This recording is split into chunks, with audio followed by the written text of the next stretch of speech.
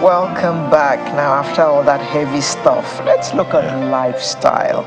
And when we were opening, we were giving the menu, we said something about challenges of a blended family. Not with blender. And it was like, Kilonjebe, blended family. Not with blender, I assure you. Okay, now let's break it down. A blended family or step family forms when you or your partner make a life together with the children from one or both of your previous relationships or marriages, as the case may be. The process of forming a new blended family can be both a rewarding and a challenging experience. While you as parents are likely to approach remarriage and a new family with great joy and expectation, your kids or your new spouse's kids may not be nearly as excited. Now, let's take this whole thing to a certified rapid transformational therapist and clinical hypnotherapist, a consultant, and a founder of OMG, not oh my God, Global Consulting and Transformation Nation Africa, Mrs. Adeola Kingsley James. Good morning. Good morning, and thank you for having me here. Well, that hypnotherapist part is a bit scary, and then the way you turned out is even more scary. So we don't know whether we can like a hobby talk. Lord of the Rings kind of person. Or you just dangle your hat in front of us now and we'll start, like they say, Mama Kabi, you know? I don't play that way. And you know, honestly, every time I get that look, I smile, because that's also how I felt before I actually went to undergo it myself for my own healing. I remember when the lady said to me, this is what I do, and one of the tools I use is hypnotherapy. I said, I reject you. I said, because in Nigeria, hypnotherapy is demonic, you know.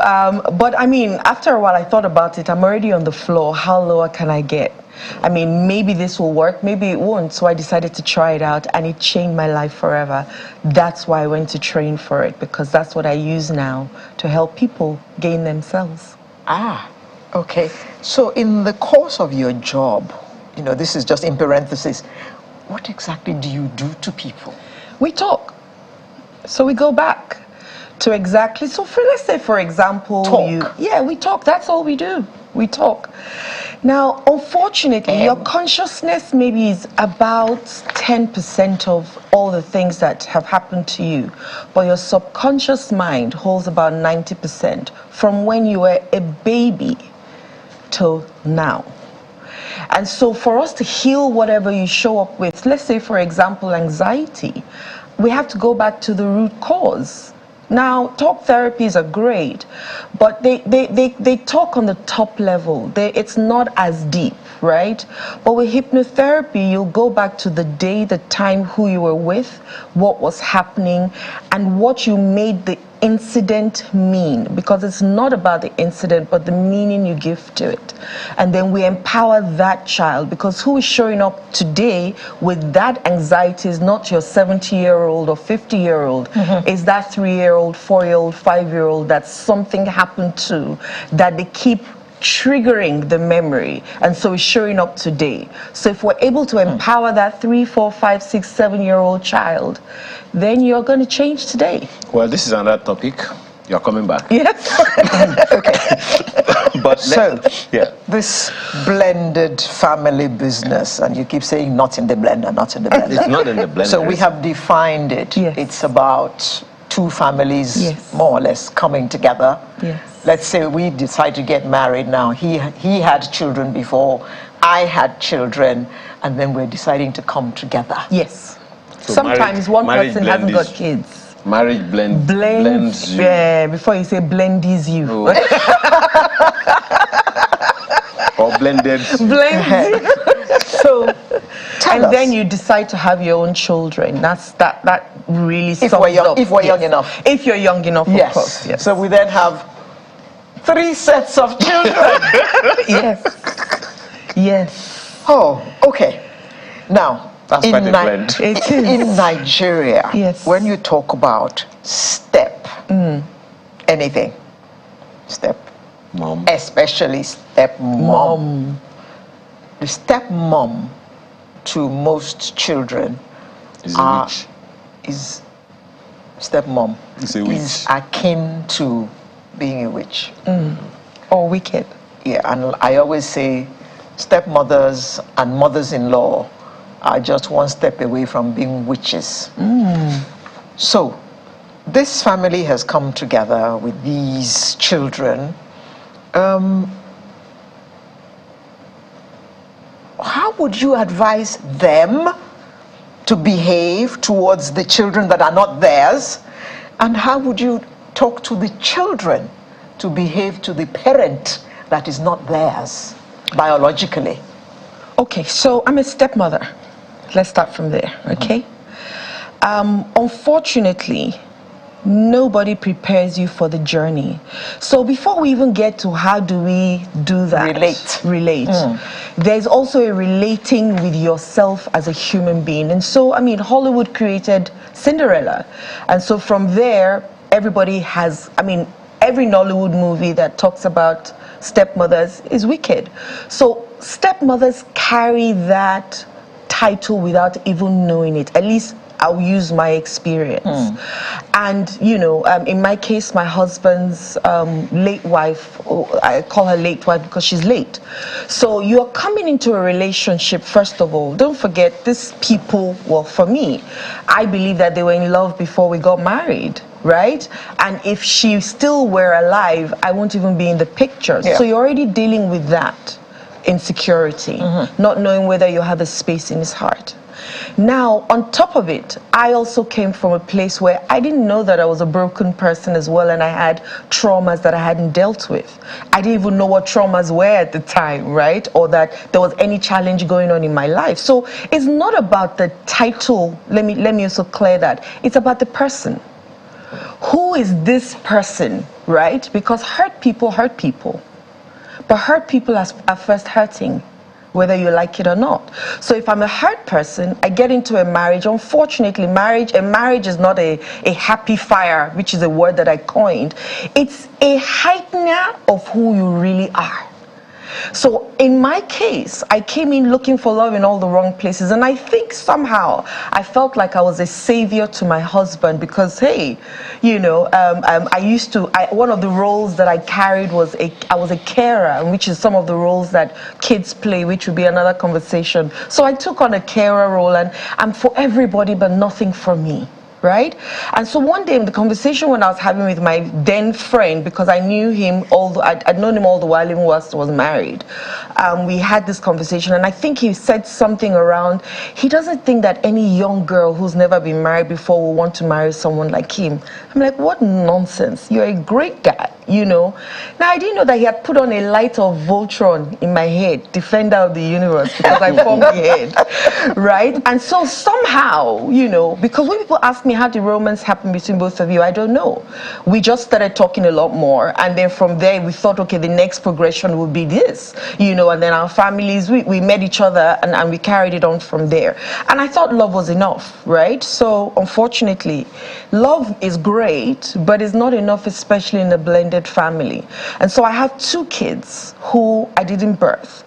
They already have a family that already existed without me. So which means that they have their jokes, they have the things that they believe in, they have their religion, they have their nuances, they have, yes. Culture. I mean, my stepdaughter used to sleep in my husband's room before I came in, and then one yellow pawpaw shows up and she can't sleep in the room anymore. What's going on?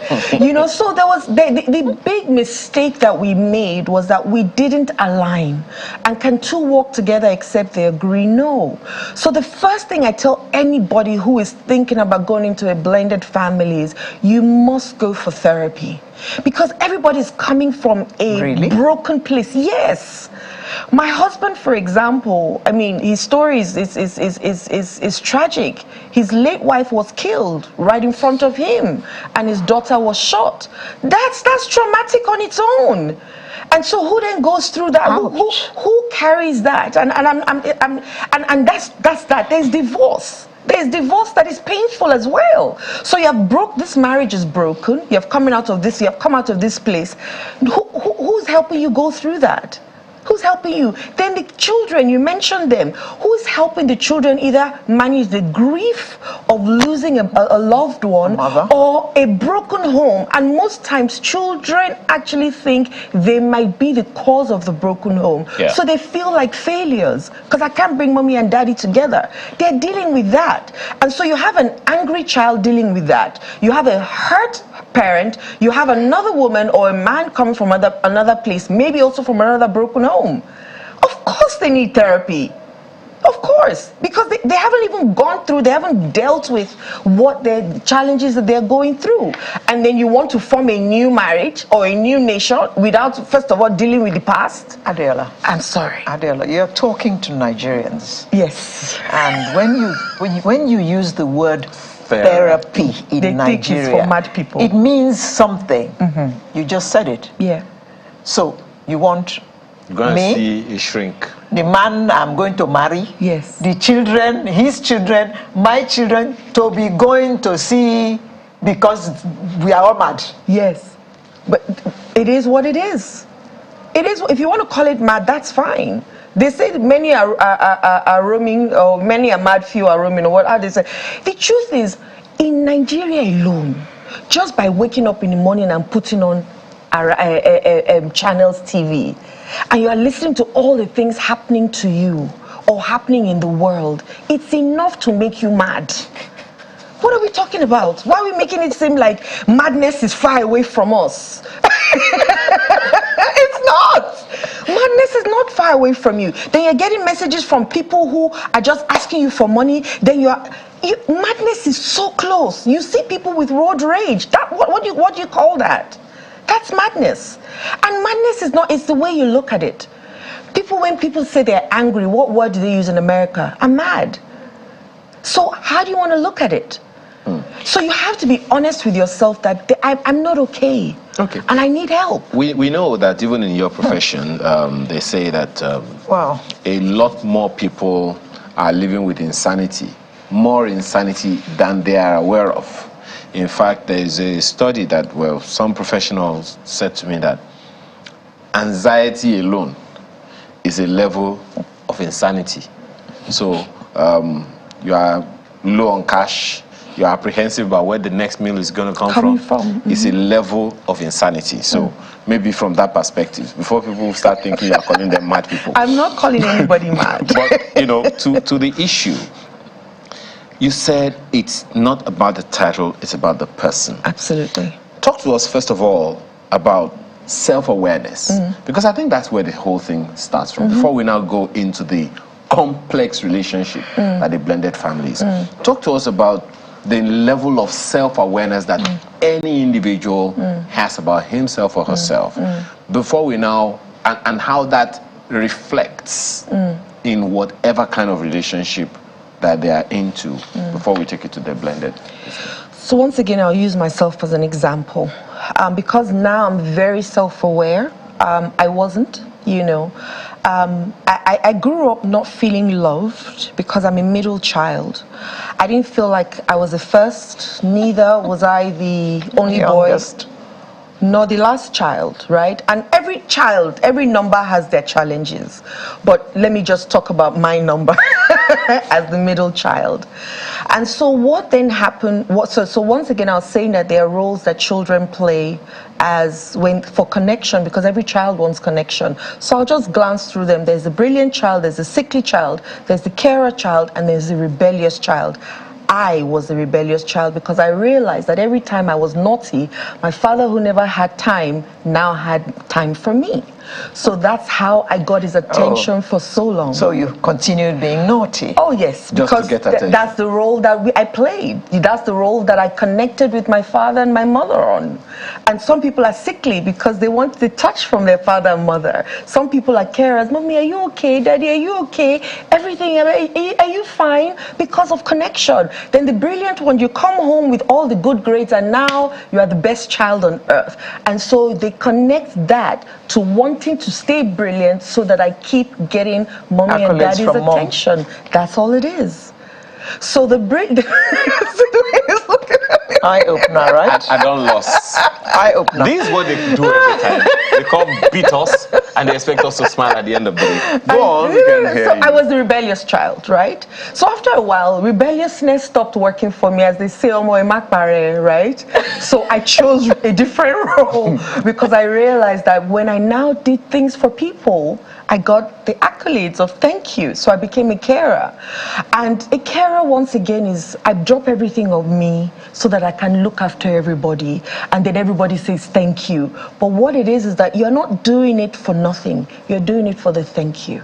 Right? And when it doesn't come, you hear people say, after all I've done for you, they become very resentful. And so that's the person that I was. So imagine that person getting married to somebody that she thinks she can save. Because now I'm Voltron, defender of the universe, right? And I always joke about it, but you know, at the time it wasn't funny.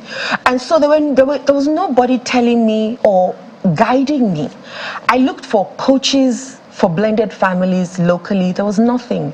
I looked for some internationally. I found very bitter groups where all they just were talking about was, you know, bashing the other. Yeah, so I was already in a very bitter place, right? I didn't know what to do with my stepchildren. I thought I did. I thought marriage, I thought I was an adult. And once again, I think the challenge was my husband thought he'd been married before, forgetting that he hadn't been married to me. So he carried the idea of, oh, I've been married before, so I know what marriage is. But this is a new relationship. This is now a woman in your house who is not the mother of your children. This is the children staying with a woman who is not their mother. So it's a different dynamics for everybody. And then I'm also saying, I want my own family. I want my own space. I want everybody to leave us alone. Now the other people, they also still exist. Right? And which I call her family. And so sometimes I break it down like this, that the relationship you're trying to foster is a relationship with yourself first, then the relationship with yourself and your husband, then the relationship with yourself, your husband, his children, then the relationship with yourself, your husband, his children, his family, then add your family, then add her family, then add families and well-wishers. So a broken person, tell me how they can manage all of this successfully and be well. We are the ones asking the questions. So I'm just telling you so that there's the no question possibility of being well. And that's where I found myself, right? And who do I go to? Who do I go to? And don't forget, I'm a people pleaser, so I want people to like me. Not just like me in their mind, but tell me they like me as well. So you start to create things that you can't continue. People start to take advantage. Well, I take that back. You give people permission to take advantage of you because nobody will do it if you don't give them the permission to. So I was completely flattened out, and then I'm insecure on top of it because do I have a place in his heart? Does he love me? Does he want me here? The children, their characters or the things they're doing, is it at me?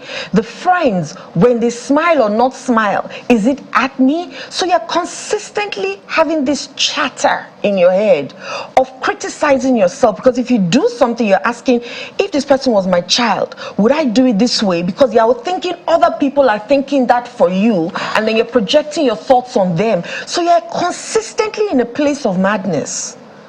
Right? And once again, I'm not saying mad is on the street, but in your head, if you have that much chatter in your head, you cannot be normal. You can't. And then in all of this, I made certain mistakes. I quit my job. I thought, oh no, it's time for me to spend time with the children and all of that. So I didn't have a job. I cut off a lot of my friends because I'm thinking, oh, now I'm married. I should not be seen with. But the truth is, every human being needs a village to raise them, and not a child, every human being. So some of the mistakes that I made, you know, thinking this is how it's meant to be, and of course then Mills and Boons also taught us all kinds of romance. This is how it is, you know, your husband should be your air conditioner, your fan, your freezer, your everything, your all in all, your one and all. And it's impossible because he can't even be those things to himself. Don't forget, he's come through this whole line of trauma and he doesn't believe in therapy, right? And so I wake up one morning, I'm completely deflated. I don't know what to do. The night before, my daughter had come into my room. I used to run away from her, actually. I didn't know what to do with her. You know, I would run away from her, and then she would look for me all around the house and then find me. This particular day, she came into my room, and I was in the darkness, and she walked into my room, and she jumped on the bed, and she said, "Mommy, are you happy or are you sad?" I said, "I'm happy." She said, "Then why are you crying?" I said, "Because I'm happy to see you." And she said, she was quiet for a bit, and she just hugged me, and she said, "Mommy, I love you." And that night, honestly, was my takeoff night to say, if I'm not even doing this for me, can I at least try and do it for this child, right? And God brought all the people that I needed. I had coaches. The following morning, I was excited. I said, let's go. And I think we need to see a counselor. My husband said, I don't need to see a counselor. I'm like, I think I do. Because I'm not sure that I've gotten, I'm at my worst ever in my entire life. Worst ever. I've never felt like this before. But nobody put it in me. It already was there. Somebody just turned on the light. And I was able to see myself for who I really was. And I knew that the only thing I could do was go and seek help. And I did. So I started therapy. I went to see different people. I would share my stuff with them. I started doing courses for me. You know, I'll say, okay, how does this work? Then I met this woman. I saw this woman online during one of the courses that I was attending. And there was this piece about her that I so desired. I honestly, she just looked like somebody that had white light all over her with wings. So I sent her a Facebook message and I said to her, there's some piece you have that I so desire. I don't know what group you have, I don't know what, but whatever you're selling, I'm buying. So she responded to me. She's a Jamaican American lady. So she responded to me and said, do you want us to have a 30-minute conversation? It sounded like music to my ears. So I said, yes. So she booked a call, we spoke, and so it was in the process she said to me, also one of the things that I can do for you if you want us to really go deep is hypnotherapy. And I said, I reject you in Jesus' name. I said, even meditation in Nigeria is demonic, you know, but it's also ignorance. What you don't know, you bash, right? Yeah. So immediately, she said, I'll send you a video, watch it. Take your time and come back to me. So I took about a week. I didn't tell anybody any of these things because I didn't want anybody to talk me out of it. So I sat down and I thought to myself, you're already on the floor. You can't go any lower. Try it. It might work. It might not work. What are the chances? You have done other things anyways. So I decided to do it. So I called up. I said, I'm ready to do it. She said, are you sure? I said, yes. She told me what it cost. I said, okay, let's go. And that was the best decision I ever made in my life. And so when I was able to unearth some of the things that had happened to me and why, and I'm not going to scare you people on television. Don't. I know, so I'll leave it alone. And that child was so empowered that it was so mind-blowing, and I'm sure my mom might be watching. You know, I had, after the experience, I shared it with her. And my mom is an English speaker, you know, very, very cool, very, you know, and she was like, what led you to do something? I said, well, finding answers led me to do it. Finding yourself. And finding myself, yes. So finding answers to who I really was. Yeah. And so that I could first, even look at triggers, look at the things that, and why? Because we just say, oh, I'm angry. Why are you angry? Something triggered it. Most times we say it's the other person, but it's never the other person. You know, this is very illuminating. So the first thing is for the individual to make the decision. Absolutely. I need to find me. So in most cases, when a child does something and the mother or a father is all over the place, it's not the child's fault. That's what you're saying. Absolutely not. Because the child is sum total of the parents. Including a stepchild? Yes. The child came from somewhere. You know, I used to think the children used to do things to me, but they're children. It's age appropriate. Even my own child will do things, right? So until I started to understand, one day my daughter said to me, "Mommy, you're a bad mother." So I smiled, I said, "Thank you." She said, "You don't want to be a good mother." I said, "It depends on who's judging me." So I looked at it as, okay, well, this can be a conversation starter. So I said, "Why do you think I'm a bad mother?" She said, "Because you don't like to give your children things." I said, "Very valid point." I said, "However, is that true?" Then she goes, "Sometimes."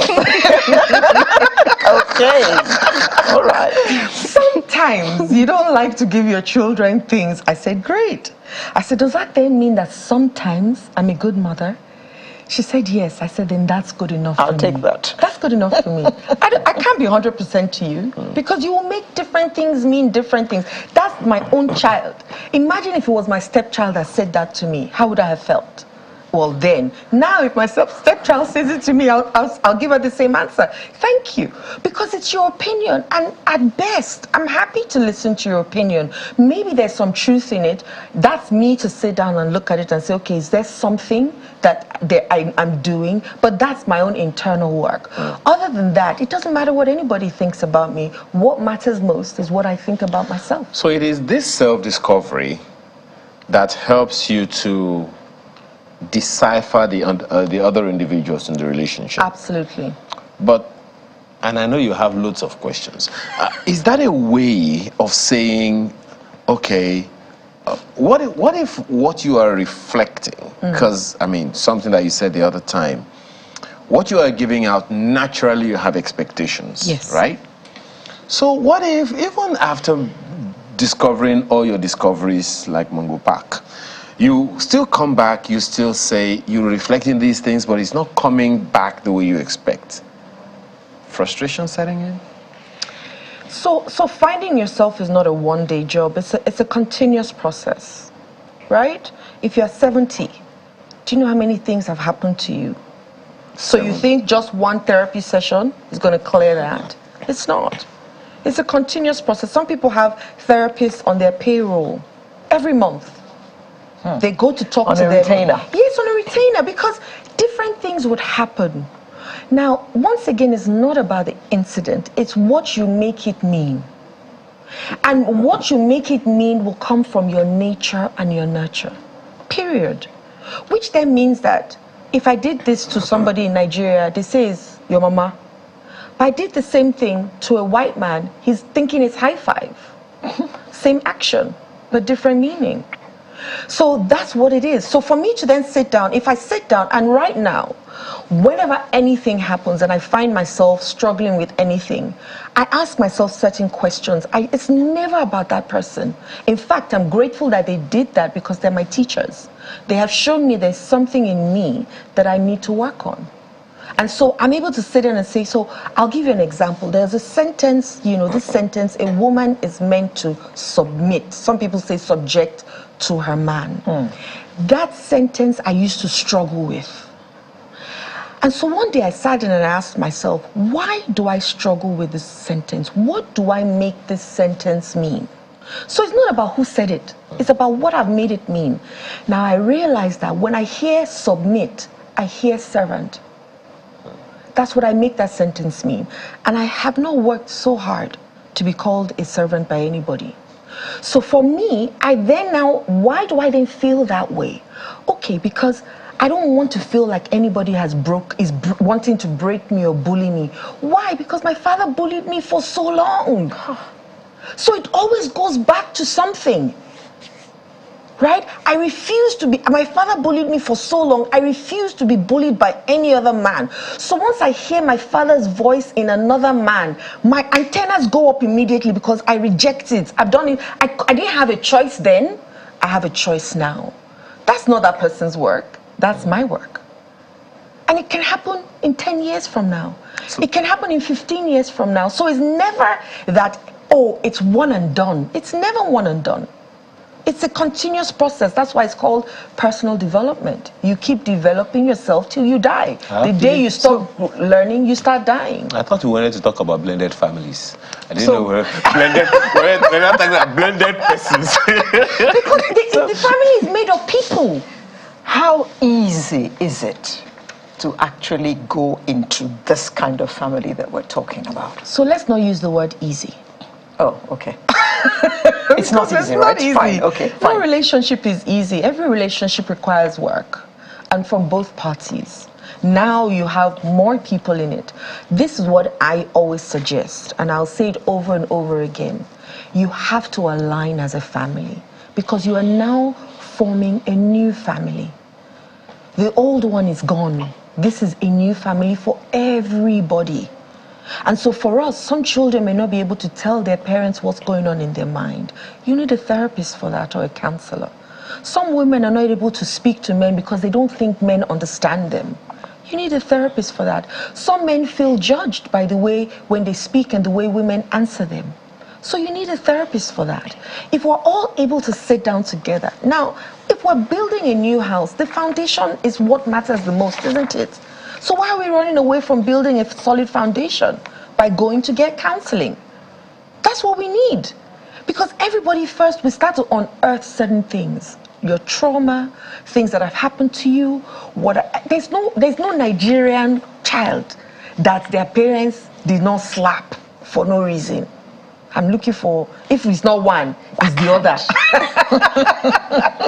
You know, so we've all gone through all kinds of things. And we all came out okay for it. You think so? I think so. Exactly, I like that. I think so. You think so? I didn't come out well for it. So if you think you did, then great for you, until something happens. And then you find out that you actually didn't. And you've carried on something, right? Even down to your physical ailments. 70 to 75% of it, research says, is emotional. Started emotionally. Where did that start? It's from something you're holding on to that you refuse to let go of. Something that has damaged you somehow. So let's leave the roles and the titles. Let's focus on the human beings. For human beings to live together amicably, they have to be on the same page. For them to be on the same page, they need somebody who sees a bigger picture, who can help them, guide them, navigate them, and then continue on that process. I also say that after that, the past families, there should be a party. That's one of my suggestions as well. Like a break-up type of party. A divorce party. Something like that. A divorce, not a divorce party. Yeah, I understand. But almost like, you know, people have been, so for me, my husband had people who'd been in his life for 6 years. They've done a lot of work for him. They've given him a lot of support. Now he's about to move on to the next relationship. They have to be told that he's about to move on to it. Yes, it can't be business as usual. So if I search everybody down, I say, thank you for all you've done. You did this for me. It's not just to say thank you. This is how you gave me support, and I'm so grateful. And maybe a gift is giving or something. However, now I'm going into a new phase of my life with a new woman or a new man with children. So we need you guys for 6 months, 3 months, 1 year to give us some space. Aside. Because we want, and it's not we're saying get away, we don't ever want to see you. But we will invite you when we choose to, because we're trying to form something new from something that already existed.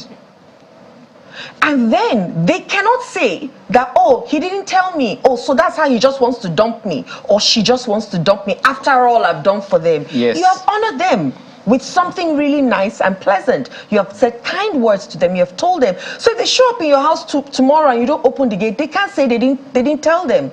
But if you didn't, people are still going to assume that it's business as usual. And most blended families have that challenge. Everybody still thinks, oh, we're going to keep going on. But no, we cannot keep going on, because this is something brand new that we need to work through. Now, there's something you said about the children. Yes, sir. Well, as you said, the adults can take certain initiatives. Yes. But the kids, as you said, they will behave age appropriately. Yes, sir. Now, in a normal family, they behave age appropriately. Now they're in a blended family. They will behave age appropriately pro max. Well, if the children are struggling, it will show up in different ways. You know, if you go to certain schools, you see children, you know, bullying other kids. A bully is first bullied. And so they're giving what they know. Right? So that's why, once again, if this child has been helped, if their emotions have been worked through, they most likely will be coming into this relationship in a different way. They most likely will.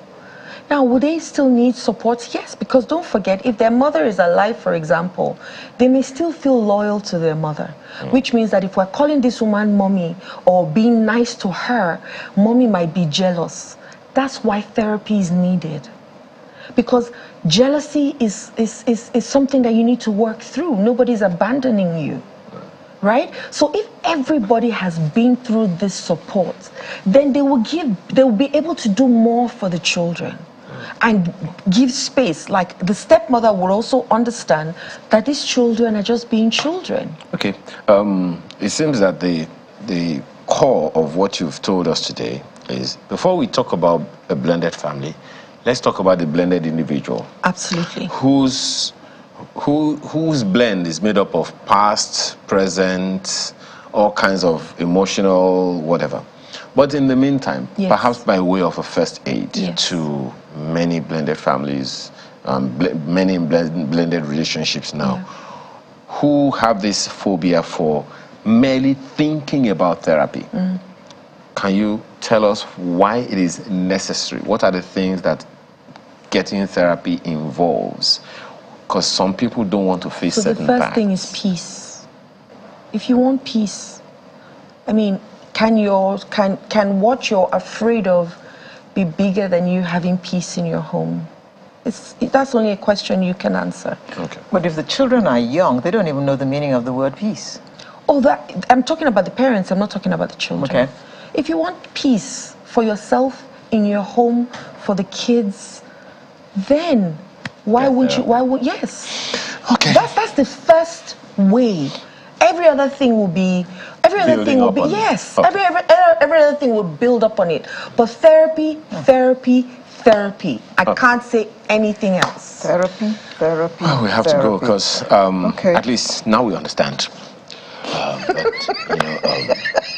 They have come to slap us. But like we say, this is only the conversation starter, because there's still a lot we need to learn about this.